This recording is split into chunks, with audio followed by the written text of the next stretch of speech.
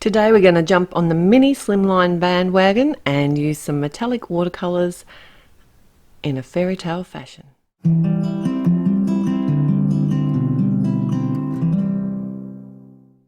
Welcome back. It's time for another Take Two with Therese at Altenew, and I've got two beautiful floral cards to share with you. They're Slimlines, and I'm going to be using this Fairy Tale Florals stamp set.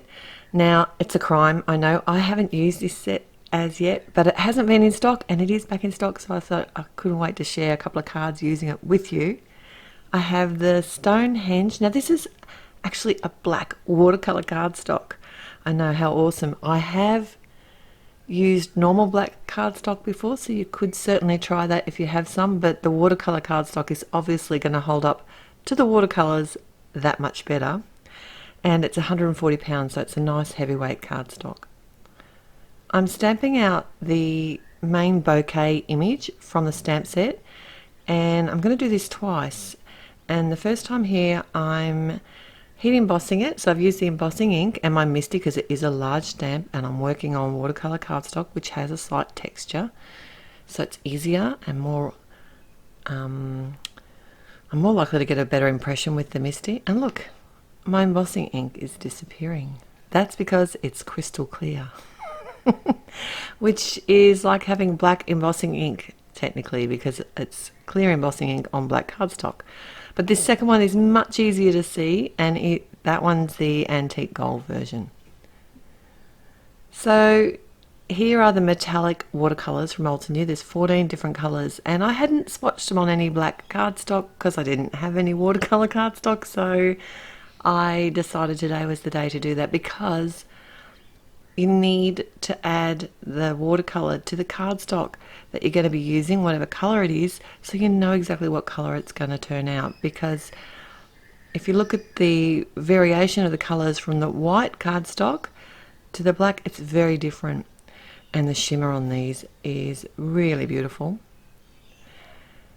I pretty much just picked up the colors, so I started by just adding a drop of water to the actual pan itself, and then I'm using a watercolor brush, one of the round brushes from Altenew, and I found that the size 4 was a better size to use, although I did come in with the smaller brush on the black version just because I was having trouble seeing the lines. I don't have the best vision and I did have a bit of trouble seeing the line, so I found the smaller brush was a little bit more forgiving for me.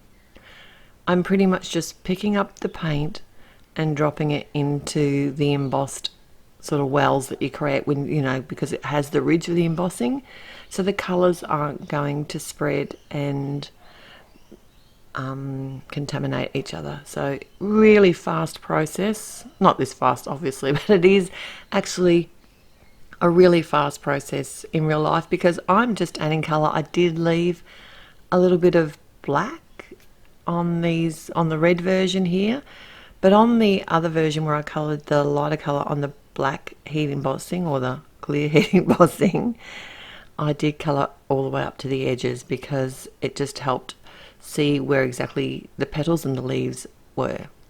But I liked that little bit of black that was left behind here. This is a stunning color, and it's really hard to catch the shimmer obviously on video and in photos. I don't know what I was thinking. I think that's why I don't do a lot of embossing and falling, because it's really hard to photograph sometimes. Although I've been practicing, I think I'm getting there. It's always a learning curve, everything we do, which is a good thing. So I did exactly the same thing here. I just sort of did tone on tone here though. I was only going to show you this little portion of the colouring because otherwise it's exactly the same. I just dropped all the colours on, but for the main rose images, is it a rose or an anemone? It's beautiful anyway. But I did come in and add the second green here, the darker one, which is the jade on top of the praziolite.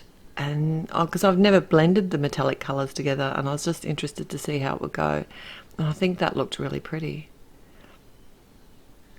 And you should see the water after you wash your brushes out, how much shimmer and shine. I'm sure you can put that in a spritzer bottle. And I finished colouring that and set them both aside to dry, because now I'm going to be making my slimline cards. These are mini ones, and what I decided to do was use it's from the Nesting Slims rectangle dies. It's the second largest one, and it's a bit of an odd size for a mini slimline, but I figure you can make these whatever size you want, and you can always make a coordinating envelope or put it in a larger envelope, or just give it as a gift card. The finished size of this card is 2 3/4 by 6 3/4 inches, and what I was doing here was just lining up the actual die over top of my image. And this image is just such a lovely bouquet. You could use any portion of the image, and the mini slimline is such a good size to work on. You don't want to, I didn't want to over busy it or make it too complicated, because you know me, simple is better. I tend towards keeping things, what is it, the kiss theory. I tend towards the kiss theory. And when I added the tape to the watercolor cardstock around the die, I did make sure to put it on the outside, because I knew it was going to probably lift a bit of the cardstock up because it's a softer cardstock. My sentiment today is from a stamp set called The Best Thing. This is a little mini sentiment stamp set, and it's a really pretty font. And I did come along and add some satin gold sequins as well. And my cards today, they're side fold cards. I thought that was going to be easier with such a slim version of card. Although I suppose it would be fun to make a top fold. It might just get a bit floppy if you use thinner cardstock. I'll probably stick to the side fold.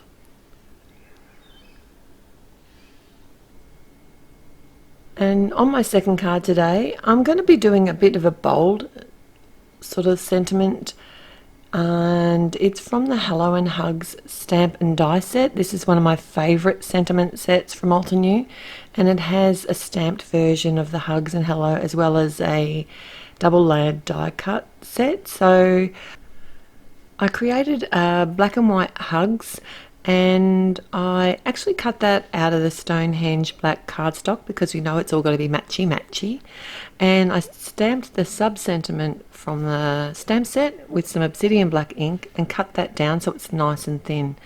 And then all I had to do was pop up my sentiment.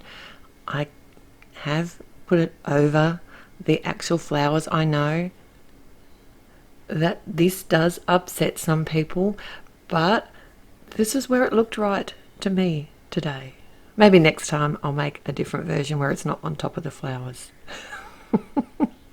I also came in and added some satin white sequins, and these are probably the ones that are my go-to from Altenew. I wouldn't have thought that I'd use these white sequins as much as I do, but they seem to go with everything. Alright, so I hope you're inspired to try some metallic watercolor painting on some black cardstock. Definitely try it on whatever black cardstock you've got, because I know it does work. Thanks for joining me today. Till next time, bye. Hello there, did that video just spark your creativity? And do you want more project ideas and inspiration videos too? Well, if you do, please make sure that you subscribe to the Altenew YouTube channel. Also, make sure that you do click that notification bell so you don't miss a video. Thanks so much for watching. Bye bye.